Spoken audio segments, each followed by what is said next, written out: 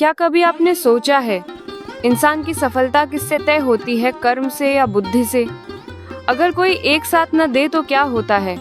आज की कहानी में इसी रहस्य का पर्दा उठेगा जब खुद भगवान विष्णु के दरबार में कर्मदेव और विवेकश्री आमने सामने आ गए।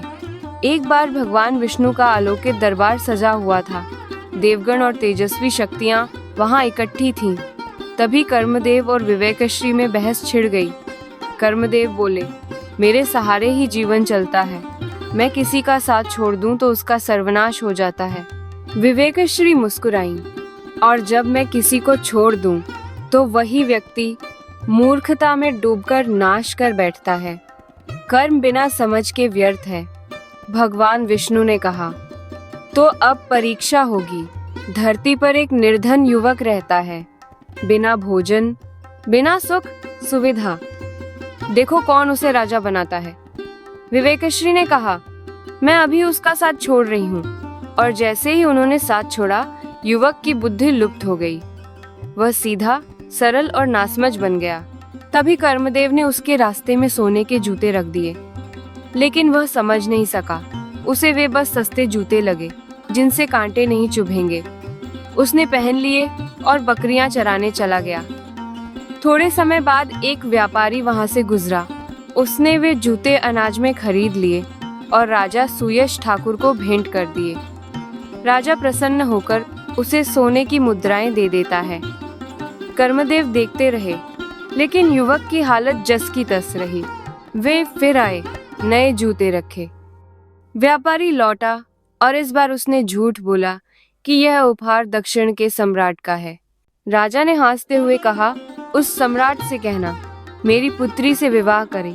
अब व्यापारी संकट में था, क्योंकि असली सम्राट था ही नहीं, वो तो वही मूर्ख चरवाहा था। कर्मदेव ने कृपा की और व्यापारी के बोरे का सारा पीतल सोने में ढल गया। व्यापारी सोचने लगा, यह कोई साधु नहीं, ईश्वर का वरदत्त है, मैं इसे ही सम्राट बनाता हूँ। उसने एक विशाल महल बनवाया, सेना जुटाई, युवक को राजा घोषित किया। लेकिन युवक अब भी वैसा ही था, उसे बकरियों की फिक्र थी, राजपाट की नहीं।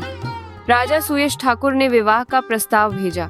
व्यापारी ने कहा, अब बस चुप रहना, नहीं तो प्राण जाएंगे। विवाह संपन्न हुआ, परंतु सुहागरात में जब सुंदर रानी आई तो वह डर गया। उसने सोचा, ये कोई राक्षसी है, और नदी में कूद गया। सुबह राजा को पता चला, उसने मृत्युदंड का आदेश दे दिया। अब कर्मदेव भी निराश हो गए। इतनी सहायता के बाद भी यह जीव मूर्ख ही रहा। तभी विवेकश्री प्रकट हुई और बोली, अब मेरी शक्ति देखो। विवेकश्री ने युवक के अंदर प्रवेश किया।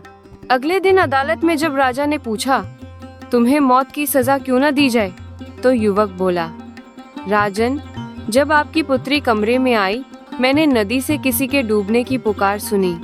मैं जीवन बचाने दौड़ा। अगर किसी की जान बचाना अपराध है तो मुझे दंड दें। राजा उसकी वाणी सुनकर चकित रह गया। उसने घोषणा की, आज से तुम मेरे उत्तराधिकारी हो। भगवान विष्णु ने दरबार में कहा, विवेकश्री विजेता है, क्योंकि बिना बुद्धि के कर्म भी अंधा है। कर्मदेव ने विनम्र होकर कहा, सत्य है प्रभु, जब तक विवेक साथ न हो, कर्म दिशा खो देता है। दोस्तों, इस कहानी की सीख यही है, कर्म करते रहिए, लेकिन विवेक को कभी मत त्यागिए, क्योंकि बिना समझ के मेहनत मंजिल नहीं दे सकती। और अगर आपको ये कहानी अच्छी लगी तो वीडियो को लाइक करें, शेयर करें, कमेंट में बताएं कि आपको इसमें सबसे ज्यादा क्या पसंद आया, और चैनल को सब्सक्राइब करें ताकि आने वाली ऐसी और प्रेरक कहानियाँ आप तक सबसे पहले पहुँचे। जय श्री विष्णु। मिलते हैं अगली कहानी में।